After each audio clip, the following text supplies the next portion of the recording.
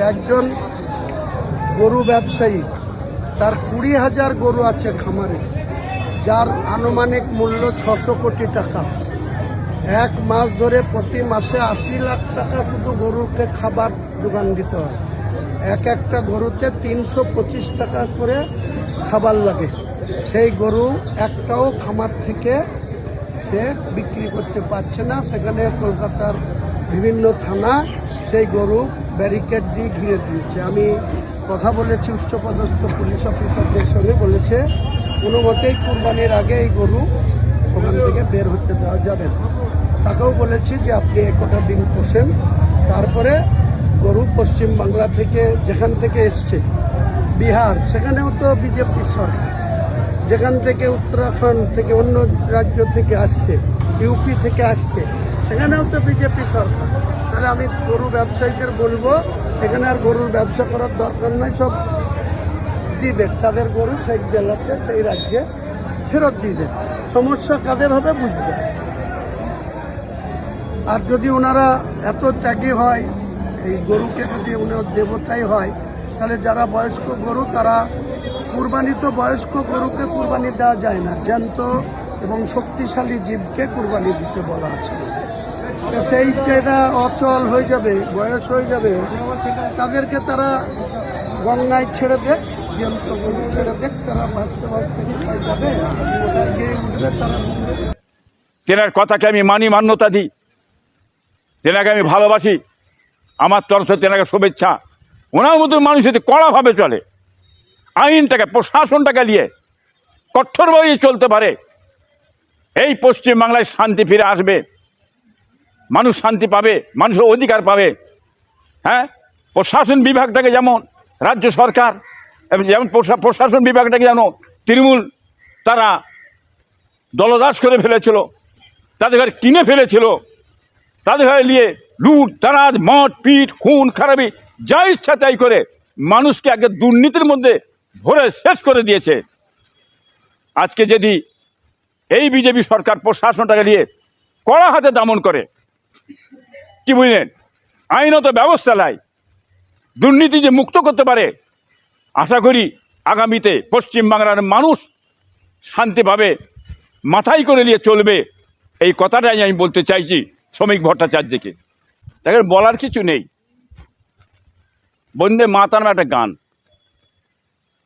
খ্রিস্টানদের একটা স্কুল আছে, বড় কলেজ আছে, তারা যে যার সঙ্গীত যে যার গান গেয়ে থাকে।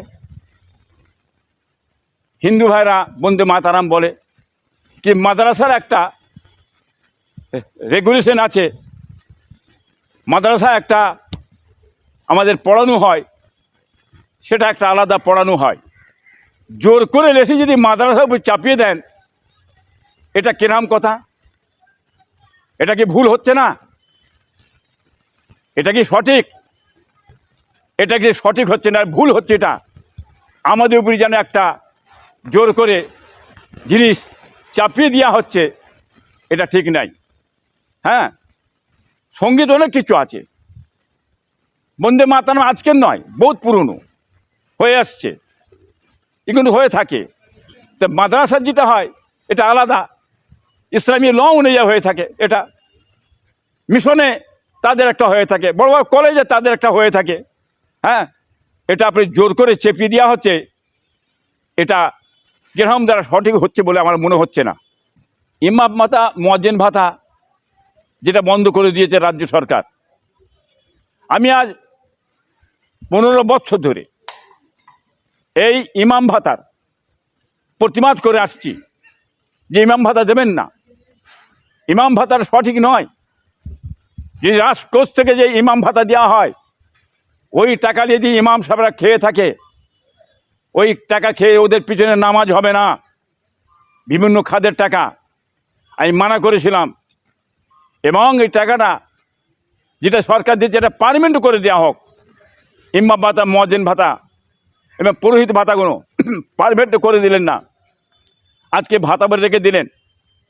আজকে এই ইমাম ভাতা দিয়ে ইমাম সাহেবগুলোকে প্রত্যেকটা মসজিদে পার্টিবাজি শুরু করে রাজনীতি শুরু করিয়ে দিলেন। এরা মুখে কোনো কথা বলে না সরকারের বিরুদ্ধে। অন্যায় সরকার অন্যায় করছে, সেই অন্যায়টাকে চুপ মেরে মেনে নিয়েছে। যেমন অকাপ সম্পদ চলে গেল, যেমন ইমামদের বলা হলো যে ইমামরা আপনার উস্কানিমূলক কথাবার্তা দেবেন না, সম্প্রদায়কে বলে দেওয়া হলো। এনআরসি বিষয় সেটাও কোনো কথা বললেন, চুপ মেরে আছে। ডাক দিচ্ছেন ফেরাদ সাহেব, ব্যানার্জি সাহেব ডেকে বসলেন, সব ইমাম সাহেবরা লাজবাব হয়ে চুপ মেরে বসে আছে। ন্যায় কথাটা না বললেন না, যে ন্যায় কথা বলতেন কি হবে, যে পয়সা কমে যায়, যে না দেয়, দলদাস হয়ে গেল, চটি চাটা হয়ে গেলেন, হয়ে আর চুপ মেরে বসে রইলেন। আজকে চলে গেছে যে সমাজ মসজিদে যে আপনি রাজনীতি করলেন এতদিন ধরে বসে বড় বড় কথাবার্তা বললেন, আজকে সেই মসজিদের আপনার কমিটিটা আপনাকে রাখবে কেন? আপনি পার্টি করেছেন তো, আপনি দলবদ্ধ করেছেন তো, রাখবে কেন? আজকে কমিটির ভিতরে বিভাজন করে দিয়েছেন, আপনি ধর্মের মধ্যে বিভাজন করেছেন তো। আজকে বন্ধ হয়েছে। ওই মসজিদে বসে বসে কত পীর সাহেবদের দুর্নাম বদনাম করেছেন, কত পীর সাহেবদের কথাবার্তার নেতাদের ঘরে দিয়ে দুর্নাম বদনাম করিয়েছেন, উনি মোল্লা মৌলবীরা ইমামরা করেছেন। আজ কি হলো, কোথায় গেল? ন্যায় কথা বলেন না, ন্যায় কথা বলছে যারা, তাদের বিরুদ্ধে বলছে আপনারা। আজকে চলে গেছে, কি হবে? যাও বেরে, শেষ হয়ে গেছে, এবার কোথায় যাবেন আপনারা? অতএব খোদার মার দুনিয়ার বার পড়েছে। এই যে ইমাম ভাতা বন্ধ করে দিয়েছে, আমি প্রচণ্ড খুশি, আমি আনন্দ। ধর্মের মধ্যে থেকে যে রাজনীতি শুরুকে সেটা বেঁচে গেল, মানুষ বেঁচে গেল, মসজিদে রাজনীতি বন্ধ হলো। আমি আনন্দ খুশি, আমি খুশি হয়ে আমার বাড়িতে আমি অনেক মানুষকে মিষ্টি দিয়েছিলাম। অতএব এই যে সরকার বন্ধ করেছে, এই সরকারের উপরে আমি খুশি, আনন্দ। এই সরকারকে আমি শুভেচ্ছা জানাচ্ছি, সঠিক কাজ করে সঠিক পদক্ষেপ নিয়েছেন। ধর্ম নিয়ে কোনো রকম রাজনীতি না হয়, যাতে বন্ধ হয়, এইটা আমরা চাই। দেখেন কাসেমের মাথায় কি আছে বলতে পারছি নি, কি বুঝলেন? 80টা দল চুম্মুরে বসে গেছে ওনার, কি বুঝলেন, তৃণমূলে চুপ করে বসে আছে, আর উনি বেরিয়ে ভগভগ করছে। ও ভগভগানি বক্তব্য মানুষ জানে, কি বুঝলেন? ও কথা বলে চিড়ে ভিজবে না, হাস্যকর, মানুষ হাসছে, কি বুঝলেন?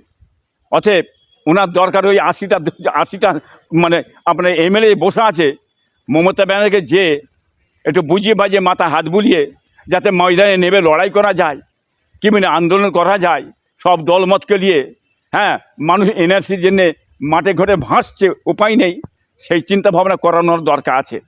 অতএব ওনারা রাস্তা নেই, ওসব কথা চিনে ভিজবে না, মানুষ ওনাকে ভালো চিনে ফেলেছে।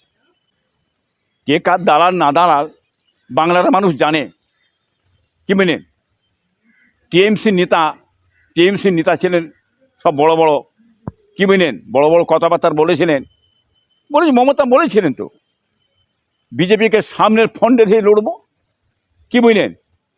তার দালালিটা কে করেছে? কে লিখে দিয়ে এনআরসিতে করালেন? বিজেপিকে দিকে দিয়েছে, এনআরসিতে মমতা করিয়েছে। কাকে বলছে? কথা বুঝলেন না? আজকে চেপিয়ে কোনো লাভ হবে না, সে মানুষ জেনে গেছে, বুঝে গেছে। ওনার কাজ হতে ময়দানে নেবে, মানে 80টা আপনার মানে এমএলএকে লড়াই করতে বলুন। গোঁজা মেরে কাজ হবে না, বামপন্থী থেকে গোঁজা মেরে, আইএসএফকে গোঁজা মেরে, হুমায়ুনকে গোঁজা মেরে কিছু হবে না। যা হবার হয়ে গেছে। 3 মাস দাঁড়ান, 3 মাস দাঁড়াবেন। দাঁড়ানোর পরে আপনার টিএমসিটা কোথা চলে যায় আপনারা দেখে নেবেন। এ কথা আমি বলিনি, আগেও বলেছি, আবার নতুন করে একবার বললাম, কোথা চলে যায় দেখে নেবেন। বাঁচার চেষ্টা করো। এদিকে গোঁজা মেরে কিছু হবে না, গোঁজাটা অন্যদিকে মারো, মাথা অন্যদিকে মার্গে যাও, এখানে মাথা মেরে শেষ হয়ে যাবে, বলে দিচ্ছি আমিও। দেখেন বিজেপির বিরুদ্ধে আন্দোলন যে কোনো জায়গায় না, যে কোনো জায়গায় যে আন্দোলন করছে নওশাদ, কীভাবে আন্দোলন করছে না করছে বাংলা মানুষ দেখছেন তো, বুঝতে পারছেন তো কার জন্য আন্দোলন করছে, কিসের জন্য করে? মানুষের জন্যে, গরিবের জন্যে, গরিবের পাশে দাঁড়িয়েছে, মানুষের অধিকারের জন্য আন্দোলন করছে। নওশাদ যেটা করছে জোট হিসাবে আপনার বামেরা করছে বিভিন্ন জায়গায়, দেখতে পাচ্ছেন আপনারা, লক্ষ্য করছেন। আর ওনারা 80টা দিয়ে চুম্মরে বসে আছে, বেরোই না, কোটরে ঢুকে গেছে, কোটরে ঢুকে চুম্বর বেরো কোঁ কোঁ কোঁ কোঁ করছে, বেরো না ময়দানে, বেরো লড়াই করো না, দেখি কোথায় গেল তোমাদের বড় বড় নেতার সাহেবে না, বড় বড় কত বুলি ছেড়েছিল, কি আছে না নেই? মানুষ ভাবছে টিএমসি দলটাই শেষ হয়ে গেছে নাকি। লড়াই বলুন, 1 থেকে 100 আল্লাহ করতে পারে, 1 থেকে 100 করতে পারে, কি বুঝলেন? অতএব লড়াই করলে বাংলার মানুষ বুঝে নেবে। ন্যায় আর অন্যায়ের লড়াই করুন, ন্যায় অন্যায় থাকবে, হকের জন্য আপনি লড়াই করুন, বাংলার মানুষ আপনার পাশে থাকবে, ন্যায় থাকবে না। অতএব নওশাদ যেটা করে যাচ্ছে সে তার লিগাল পয়েন্ট দিয়ে করে যাচ্ছে, মানুষের পাশে আছে, লড়ছে, আগামীতে থাকবে। আশা করি বাম আইএসের জোট যেভাবে এগিয়ে যাচ্ছে, আগামীতে ইনশাল্লাহ আরও এগিয়ে যাবে। আর বিজেপি সরকার যে এসেছেন উনি কাজ করছেন, মাঝে সাঝে গোলমাল করেছেন, অনেক কিছু ভুল হয়েছে, ভ্রান্তি হয়েছে। শ্রমিক ভোটটা